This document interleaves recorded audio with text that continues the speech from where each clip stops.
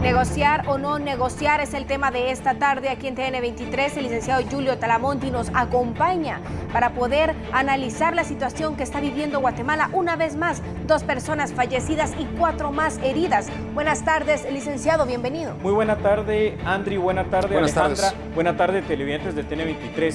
Es tremendo, es terrible, es impactante lo que estamos viendo en estas imágenes que está transmitiendo en directo TN23. Y el tema, fíjense, Andri y Alejandra, negociar o no negociar. Por un lado, se podía, como Estado de Guatemala, negociar con estos delincuentes. Por el otro lado, se podía actuar.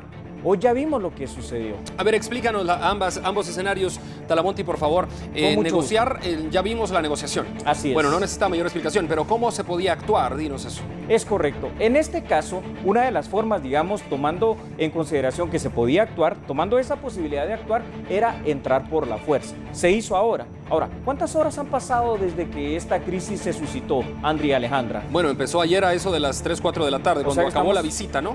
¿30 horas? ¿Por ahí? Aproximadamente unas 26, 27 horas por ahí. Perfecto. Diríamos, ¿no? Y así como se actuó hoy, no se podría haber actuado ayer.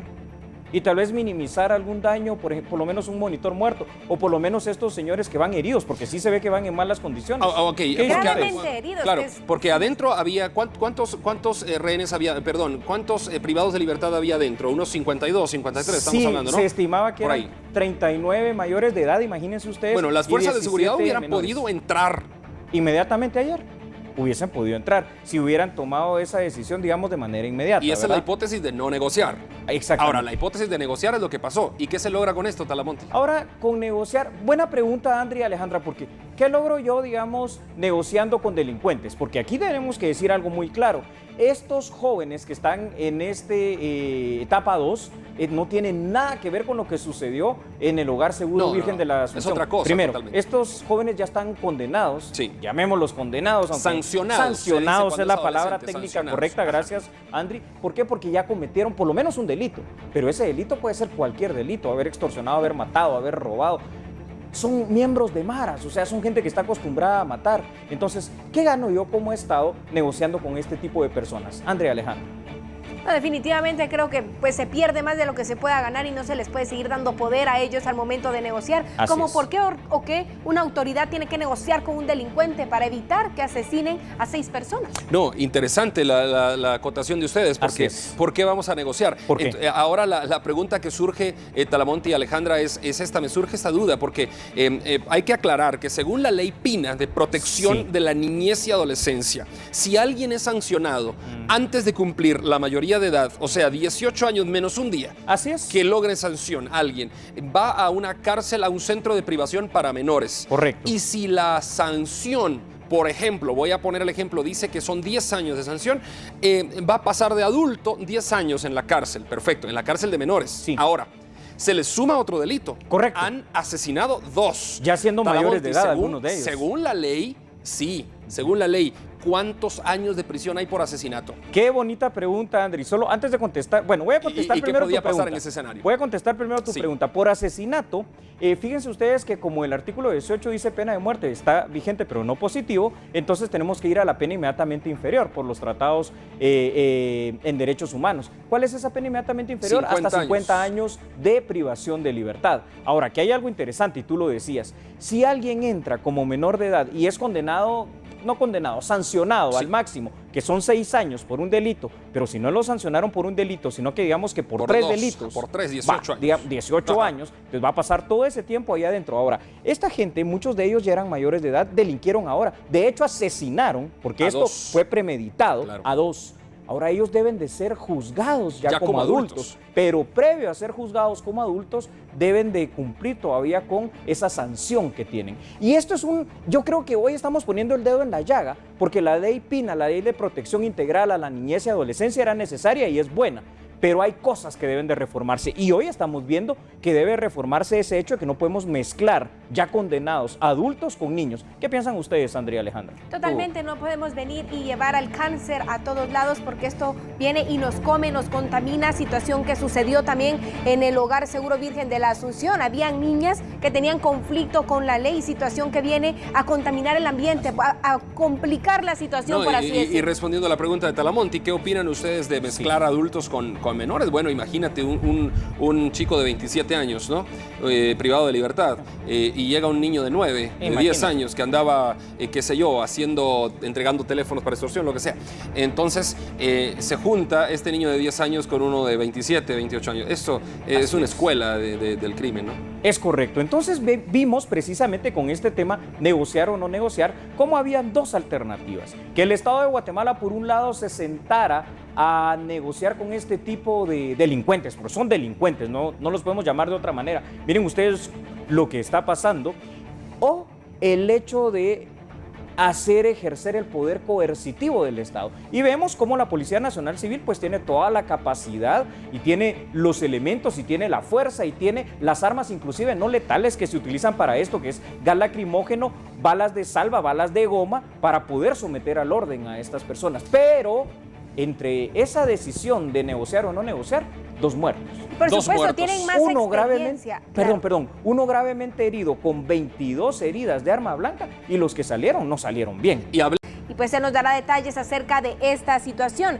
Licenciado, si bien es cierto, las personas ingresaron vivas al Hospital General San Juan de Dios, está por confirmarse el fallecimiento de una más. Son 3 personas inocentes que fallecieron a causa de esta negligencia. Se tipifica como asesinato el número 3. Es un asesinato. Sí. Porque hay 4 formas de quitar la vida en Guatemala. Homicidio, asesinato, femicidio y feminicidio. Descartamos los últimos 2 porque no son mujeres. No es homicidio porque no es por imprudencia, negligencia ni impericia. Esto es un asesinato bien planificado, bien orquestado. Es lamentable cuando esto se confirme, aunque todo indica que sí, porque las fuentes son oficiales del San Juan de Dios, que al ingreso pues ya falleció otro, o sea, tenemos una tercera víctima. Por eso la importancia de este tema del día de hoy, en cuanto a negociar o no negociar. Si se hacen antes estos operativos, quizás se salvan vidas. Yo creo que en la tardanza está precisamente el daño. ¿Y qué fue la negociación a la que llegaron, licenciado Talamonti, y qué se puede esperar en estos próximos días y en los próximos meses después de la negociación? Vean, esto es muy interesante. ¿Se recuerdan ustedes que hay una jueza que no solo había ordenado, por ejemplo, en el caso del Hogar Seguro Virgen de la Asunción, cerrarlo, que había ordenado también algo similar con esta etapa 2, cerrarla? Sí. Eso es imposible hacerlo porque hay demasiado hacinamiento y en dónde se ponen estos jóvenes. Sí. Sin embargo, antes de venir acá también, dentro de lo que se escuchaba era que se había personado la jueza y ella había comprometido precisamente su palabra con estos chicos, precisamente con estos mareros, en que sí se iban a hacer el traslado de 79 de estos jóvenes que están en la zona 13, en Gaviotas, hacia etapa 2. Entonces, la jueza se comprometió a hacer el traslado. Pero entiendo que en las cláusulas del compromiso había como implícito la edificación o la ampliación de alguno de los centros. No sé si estoy bien o mal, pero esto también en ese momento no está hecho, ¿no? Seguro que no. Esto también no está hecho y se recuerdan ustedes cuando hablábamos del tema del Hogar Seguro Virgen de la Asunción, sí, que se hablaba de aquellos 25 millones más que el Ministerio de Finanzas le otorgó precisamente a la Secretaría. Bueno, pues esos 25 millones inclusive no estarían destinados para esto. ¿Por qué? Porque están destinados en la búsqueda y compra de 13 otros lugares o sitios, pero para albergue de menores, no para custodiar. Para hogares de protección y no para centros de reinserción. Exacto. Y ahí iba mi pregunta, perdón, Alejandra, tú ibas a hacer una pregunta, pero iba mi pregunta puntual, Talamonti. ¿Son centros de reinserción y resocialización los 4 que tenemos en Guatemala para menores? Te los nombro, etapa 2, anexo, Gaviotas y Gorriones. ¿Qué les falta para ser centros de reinserción? Muy bien. Aquí faltan una cosa fundamental, digamos, en primera instancia. Primero, estos centros están para resguardo. Están cumpliendo el tema de resguardo medianamente. ¿Por qué? Porque ahorita vimos con estas crisis que medianamente guardan con la primera de sus funciones. Ahora, hablar de reinserción, hablar de resocialización implica que hayan programas, que hayan profesionales, maestros, que hayan psicólogos, protocolos y que de verdad se trabaje particularmente con estos chicos. Pero ustedes han visto los testimonios de estos chicos que estaban acá en etapa 2, dicen que la mayor parte del tiempo se la pasaban viendo el techo. Entonces, si no tienen nada que hacer, su mente mira qué es lo que hace y generalmente no va a hacer nada bueno. Se empiezan a planear cosas para delinquir, pero, como lo que hemos visto. Alejandra. Claro, el personal para poder optar a un puesto como monitor tiene que tener un perfil. ¿Cuál puede ser este perfil? Sabemos que las personas, los monitores que fueron asesinados tenían alrededor de 25 años. Son personas aptas, tienen la edad y experiencia adecuada para controlar y tener el control de personas de la misma edad o mayores que ellos. ¿Qué perfil tiene que tener un monitor y qué personas tienen a cargo a estos jóvenes? Otra vez has puesto el dedo en la llaga nuevamente y duro en esta ocasión. ¿Por qué? Para ingresar a la Policía Nacional Civil hay una academia, 10 meses de academia y por lo menos ahí tenemos policías. Para ingresar como guardia al sistema penitenciario hay una escuela de estudios penitenciarios, 6 meses, poquito, pero por lo menos van a esa escuela. Bueno, es la base, ¿no? Es la base. Para ser monitor solo basta que te nombren a dedo, sin ninguna preparación, sin ningún perfil, sin ningún requisito más que ser hombre o mujer mayor de 18 años dispuesto a trabajar en esta Secretaría de Bienestar Social. Y esa es la situación que hoy quizá está desembocando muchos problemas a raíz de la falta de profesionalización, diría yo, de determinadas personas que en algún momento dado tienen relación directa con estos adolescentes privados de libertad. Ahora bien, si regresamos al tema de reinserción y resocialización, sí. Realmente lo que pasa es que es difícil en una cárcel, en un centro de privación donde hay hacinamiento, es difícil hacer actividades un poco más lúdicas, un poco más deportivas con los adolescentes privados de libertad, porque si se salen de control estando en sus celdas, como lo estamos viendo, se salen de control. ¿Puedo hacer un paréntesis con lo que dices? ¿Te imaginas en el campo de fútbol? Claro, puedo hacer un paréntesis con lo que dices. Algunos de estos chicos que se amotinaron y que hemos visto desde el día de ayer en televisión haciendo sus peticiones, saben ustedes que ya son de los condenados por aquel maestro que tenían en este mismo centro, al cual hace unos cuantos años lo decapitaron, le quitaron el corazón, tiraron las vísceras por la cerca de esta etapa 2. Son algunos de los que estuvieron hoy, en esa parte del... ayer y hoy precisamente liderando este movimiento. Lo hicieron como menores, ahora ya son mayores de edad y son ellos mismos, o sea, no es cualquier gente. Claro, entonces los monitores corrían un gran riesgo al estar con ellos. Al estar dentro de este lugar, corrían un gran riesgo porque pudieron correr con la misma suerte de este maestro que usted nos estaba comentando. Máximo. De hecho, Andri, nos están diciendo... Nos están informando dando nuestros compañeros de producción que se confirma, estimados televidentes de TN23, se confirma oficialmente, licenciado Talamonte y estimados televidentes, oficialmente el fallecimiento de otro de los monitores. Les voy a decir, 2 monitores fallecieron dentro de etapa 2 y 4 monitores venían siendo trasladados al San Juan de Dios. En el trayecto, uno de los monitores falleció, o sea, llegó ya fallecido al San Juan de Dios, y otro de los que están en el San Juan de Dios, de estos 3, está gravemente herido, seriamente herido, y están en pronósticos reservados, en cuidados intensivos en este momento, en la emergencia del San Juan de Dios. Pero confirmamos entonces oficialmente que ha fallecido el tercer monitor, lamentablemente. Tenemos entonces 3 personas fallecidas por este disturbio, que nuevamente se ha salido de las manos esta situación de las autoridades. Licenciado Talamonte, al iniciar con este segmento aquí en TN23, usted nos indicaba que por qué no se actuó de la manera que lo hicieron ahorita, por qué no lo hicieron ayer cuando esto recién empezó. Nuevamente, Guatemala no actúa en el momento preciso y estamos entonces cobrando la vida de 3 personas inocentes. ¿Y saben algo, Andrea, Alejandra? Primero, la forma en que esta gente murió es una forma dramática. Saben que el primero ya se hizo la necropsia y es por trauma cráneoencefálico, es decir, murió a golpes, para que nos entendamos. Esta gente fue abatida a puro golpe, a patada, a manadas, con lo que sea. Esto realmente es dramático. Entonces, si hoy se hizo esta incursión, que es plausible porque es una operación muy buena de la Policía Nacional Civil, si se hace antes, si se hace cuando hay 2, 3 horas y cuando yo digo no, si tienen rehenes, si ya me mataron el primero, yo no espero que me maten el segundo, actúo inmediatamente, porque si actúo, ¿qué puede pensar la gente? Sí, pero pueden morir otros de los monitores. De todas maneras, ahora ya no murió 1 ni 2, murió un tercero.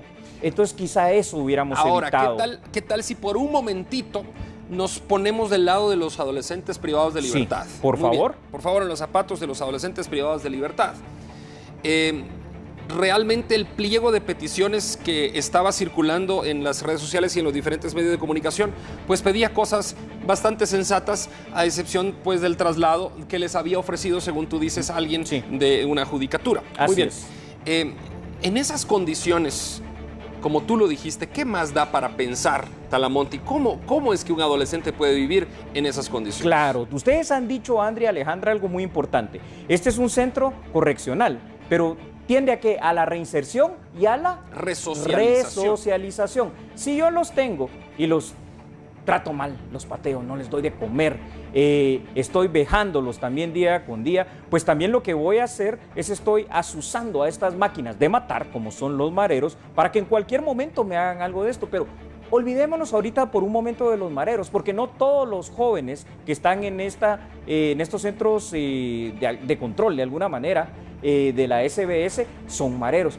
Yo tengo que trabajar y tengo que apostar a la reinserción y resocialización. Y en el sistema penitenciario de adultos tengo que hacer lo mismo. ¿Por qué? Si no es cierto lo que dice la gente, esto es la verdadera universidad del mal, la verdadera universidad del crimen. Y por eso entran de ahí por un asesinato y salen peor cometiendo asesinatos allá adentro. Claro que sí. De hecho, Julio Hernández, que le dio cobertura a esta situación en horas de la mañana, logró tener pues las palabras de uno de los monitores que estaba retenido. Y le preguntaban que si golpeaban a los jóvenes, él dijo que sí. Que si los trataban mal, él dijo que sí.